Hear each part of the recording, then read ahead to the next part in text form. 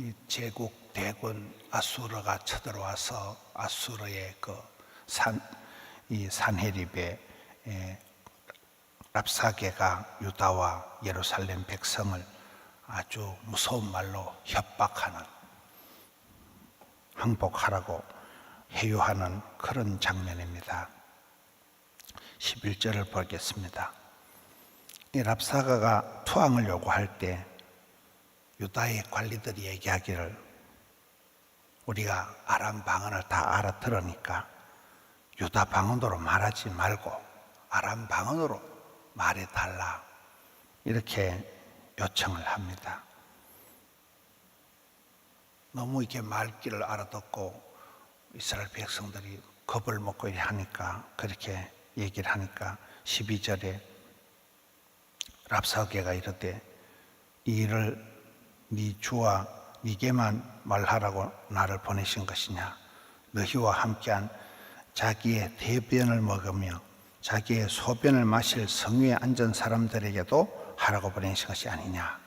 이렇게 자기 대변을 먹는다, 자기 소변을 마신다는 것은 그 시대에 전쟁이 나고 이렇게 예루살렘 성을 포위를 하고 이러면 백성들이 이제 양식이 떨어지고 지 똥을 지가 먹는 그런 아주 그 전쟁의 비참한 상태를 얘기하는 거예요.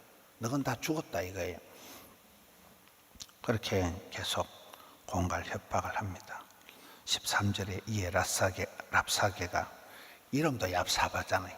랍사게가, 얍삽한 놈이 일어서서 유다 방언으로 크게 외쳐 이르되, 너희는 대왕 아수르의 말씀을 들어라. 14절에 왕의 말씀에 너희는 히스기야에게 미혹되지 말라. 그가 능히 너희를 건지지 못할 것이라. 15절에 히스기야가 너희에게 이르기를, 너희에게 여호와를 신뢰하게 하려는 것을 따르지 말라. 그가 말하기를 여호와께서 반드시 우리를 건지시리니 이 성이 아수르 왕의 손에 넘어가지 아니하리라 할지라도. 16절에 히스기야의 말을 듣지 마라. 아수르 왕이 또 이같이 말씀하시기를, 너희는 내게 항복하고 내게로 나오라. 그러면 너희가 풍성한 이 포도나무나 무화과나 이 물을 많이 먹을 것이다. 이게 막 공갈 협박, 계속 이제 이런 얘기를 하는 거잖아요. 저는 이 말씀을 보면서 이스라엘 백성들이 이 어려움을 당할 때는 항상 언어의 문제가 있는 거예요. 바벨탑 사건이 뭡니까? 언어를 혼잡하게 하니까 이스라엘 백성들이 망해지는 거예요. 일제시대의 아픔이 뭡니까? 언어를 말살당하는 거예요. 언어를 뺏기는 거예요. 창씨개명, 이름을 바꾸고 우리나라 말을 쓰지 못하게 하고 일본 말을 쓰게 하는 거예요. 이단 사이비들의 특징이 뭡니까? 언어를 뺏어가는 거예요. 이런 구원파, 구원받는 게 가장 중요하다. 영생교, 요한복음에서 가장 핵심 단어가 영생이거든요. 교회는 하나님의 교회인데 하나님의 교회, 이단들, 신천지, 통일교, 가장 그 교회의 성경에 좋은 단어를 다 뺏어가는 것들이 이단 사이비들이에요. 여기에 지금 이 랍사게가 언어를 가지고, 말을 가지고 이스라엘 백성들이 완전 주눅에 들게 만든, 이스라엘 백성들에게 말을 혼잡하게 하고 사기를 치고, 지금 히스기야의 말을 듣지 마라, 너건 다 뒤졌다, 이렇게 하면서 지금 말로 이스라엘 백성들을 주눅을 들게 하고, 우리가 이 언어에 대해서 말이 씨가 되고 은혜를 받을 때도 보면 믿음은 들음으로, 들음은 말씀으로, 말씀을 통해서 은혜를 받는 거거든요. 굉장히 마음의 알갱이를 말이 중요한 거예요. 여기에 이 말을 가지고 계속 이스라엘 백성들을 좀 혼란하게 하고 공갈 협박, 항복을 하라고 합니다. 성령님이 이스라엘 백성들을 회복시킬 때 보면 난곡 방언으로 말을 알아듣게 하는 거예요. 어떤 말을 해도 말에 대해서 주눅에 들지 않고, 이 말이 그만큼 중요한데, 여기에 지금 랍사게가 너희는 히스기야의 말을 듣지 마라. 너희는 다 죽었다. 그렇게 얘기를 하고 17절에 보면 내가 와서 너희를 너희 본토와 같이 곡식과 포도주와 떡과 포도는 있는 땅에 옮기기까지 하리라. 이게 이제 그 아수르 제국이 쓰는 아주 나쁜 정책이거든요. 아수르는 제국은 작은데 세계를 제패하려고 하니까 강제 이주 정책을 쓰는 거예요. 옮겨버리는 거예요. 그래서 이제 나중에 이 사마리아 땅이 문제가 되는 거잖아요. 사마리아에 있는 이스라엘 백성들은 끌고 가버리고 또 다른 나라에 있는 사람들을 끌어다 거기다 혼합을 시켜버리니까 피가 섞여버리니까 이게 아주 이 아수르에 옮겨버린다는 거예요. 다 질질 끌고 간다는 거예요. 포로로 끌고 가겠다는 거예요. 이렇게 아주 무섭게 공격을 하니까 18절에 혹시 히스기야가 너희에게 이르기를 여호와께서 우리를 건지시리라 할지라도 속지 마라. 열국의 신들 중에 자기의 땅을 아수르 왕의 손에서 건진 자가 있느냐? 아주 교만하기 짝이 없는 거예요. 너가 다 죽었다 이거예요.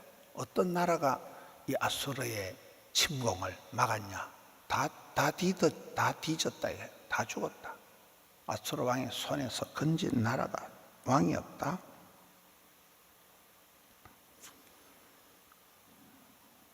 19절에 하맛 가르바시의 신들이 어디 있느냐? 그 신들이 그들이 사마리아를 내 손에서 건져, 사마리아가 이제 그들이 망하게 한 북쪽 이스라엘의 수도가 지금 사마리아잖아요. 지금 남쪽 유다의 수도 예루살렘에 와서 이 짓을 하는 거거든요. 20절에 열방의 신들 중에 어떤 신이 자기의 나라를 내 손에서 건져냈기에 여호와가 능히 예루살렘을 내 손에서 건지겠느냐 하셨느니라 하니라. 계속해서 참남하게 이스라엘 백성들이 막 간담이 녹아내릴 만큼 무섭게 몰아붙이면서 투항을 요구하는 그런 모습입니다. 21절 말씀의 그 요절이 21절이에요. 그러나 그들이 잠잠하여 한 말도 대답하지 아니하였으니, 이는 왕이 히스기야 왕이 그들에게 대답하지 말라고 명령하였다. 이 쏟아지는 폭포수 같은 공갈 협박 속에서 우대응, 무응답하라는, 가만히 있으라, 잠잠하라는 거예요. 대답하지 말라는 거예요. 우리가 어떨 때는 이 응답하지 않는 것이, 말하지 않는 것이 이게 방법이라. 말도 안 되는 말에 일일이 대응하다 보면 같이 꼬여서 넘어가게 된다. 서핑을, 파도 타기를 잘하는 사람은 어떤 자기한테 맞지 않는 파도는 패서 지나가게 한다는 거예요. 모든 파도를 다 타려고 덤비는 게 유능한 파도 타기 선수가 아니라는 거예요. 때로는 이렇게 지나보낼 줄 알아야 돼요. 나에게서 패스하라, 통과해 보낼 줄 알아야 돼요. 이스라엘 백성들이 큰 구원을 경험할 때 보면 너희는 잠잠하여 입도 뻥긋하지 말고 손가락도 까딱하지 말고 여호와의 구원하심을 보라. 이 성경에 이런 게 나오잖아요. 홍해가 따갈라질 때도 그렇고, 이 장면에서도 사실 히스기야가 할 수 있는 게 없어요. 북쪽 이스라엘을 이미 망하게 한 아수르가 대군이 쳐들어와서 18만 5천 명이 포위를 하고 있는데, 오금이 저리는데, 죽을 지경인데, 공갈 협박이 막 쏟아지는데 정신을 못 차리는데 가만히 있으라, 잠잠하라, 입도 뻥긋하지 마라, 대응하지 마라. 그래서 그날 밤에 여러분 이스라엘 백성들이 칼을 썼어요, 활을 쐈어요, 총을 쐈어요, 아무것도 안 했는데 적진에 하나님의 사자가 나타나서, 그걸 역사학자 헤로도투스는 이 뒤쪽에 가보면 이제 이 하나님의 사자가 지새끼라 그러잖아요.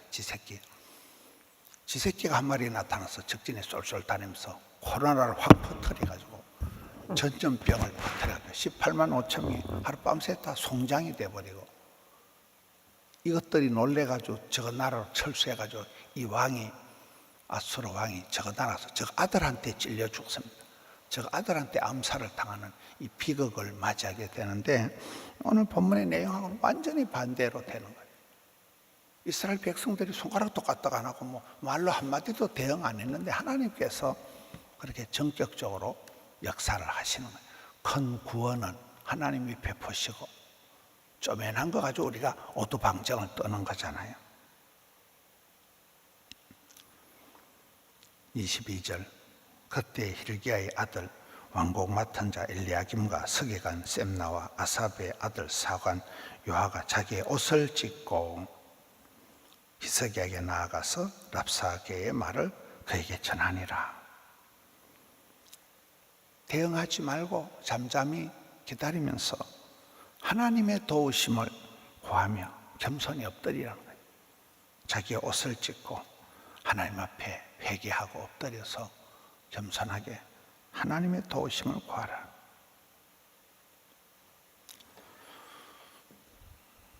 적극적으로 너 누구냐? 나는 이 망해가는 나라에 나는 등대다. 어두운 세상에 나는 햇불이다. 썩어가는 세상에 소금이다. 선언적인 삶을, 우리는 그렇습니다. 안 될 것 같고 망할 것 같고 죽을 것만 같지만 나는 하나님의 딸이다, 하나님의 아들이다.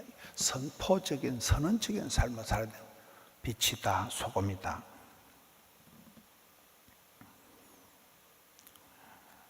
이 오늘 본문에 보면 너무나 무기력한 이스라엘의 모습들, 또 교만하기 이럴 데가 없는 그런 아수르의 이 군대 장관, 아수르의 이 모습들을 보지만은, 역사는 군사가 많고 역사는 힘이 세다고 되는 게 아니에요. 역사의 주관자 되신 하나님께서 오늘의 이 상황을 반전시키는 게 이제 나오잖아요. 그와 같이 우리의 삶도 그런, 어려울 때, 무서울 때, 언어가 다 빼앗기고 유구무원, 입도 뻥긋 못할 그럴 지경일 때 우리가 잠잠히 주를 바라보고 하나님 도우심을 기대하면서 선포적인 삶, 나는 썩어가는 세상의 소금이다. 죄악이 더한 곳에 은혜가 넘친다. 하나님이 한 번만 도와주시면 반전의 역사가 있다. 이 이사야 특유의 굉장한 심판, 또 엄청난 그 소망, 회복, 이 심판과 구원이 계속 교차가 되잖아요. 오늘 이 말씀을 통해서 혼란할 때, 무서울 때, 오금이 저릴 때, 그럴 때야말로 우리가 잠잠히 주님 앞에 나갈 때랍니다. 그때야말로 똥줄이 땡길 것 같지만 그럴 때야말로 기도할 때다.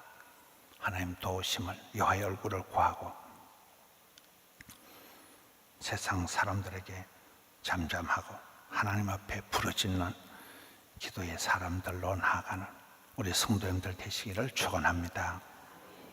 하나님 아버지, 이스라엘 백성들이 두렵고 떨리고 참 살벌한 가운데서도 너희는 잠잠히 있어라. 대응하지 마라. 어려운 지경에서 이스라엘 백성들이 기도하는 모습, 겸비하고 엎드려 옷을 찢고 엎드려 나아가는 모습을 봅니다. 저희들이 삶의 길목에서 어려움을 당할 때도 나의 도움은 아버지 하나님밖에 없사오니 잠잠히 여호와 앞에 엎드리는 저들 되게 해 주시옵소서. 세상에 여기저기 기웃거리는 것이 아니라 주만 바라보는 그런 믿음을 저희들에게 주시옵소서. 오늘 또 덕천성전, 함영성전, 드림센터 영상으로 주님 앞에 나아가는 주의 백성들, 주의 날을 예비하고 토요일을 잘 준비하고 주일을 또 잘 맞이하는 복된 주의 건속들 삼아 주옵소서. 삶의 곤고한 일들로 인하여 낙심천만할 때 더욱 주를 바라볼 수 있는 요동치 않는 믿음을 주시옵소서. 병들어 고통당하고 어려움에 처했을 때 주만 바라보게 하여 주시옵소서. 주여 은혜를 베풀어 주시옵소서.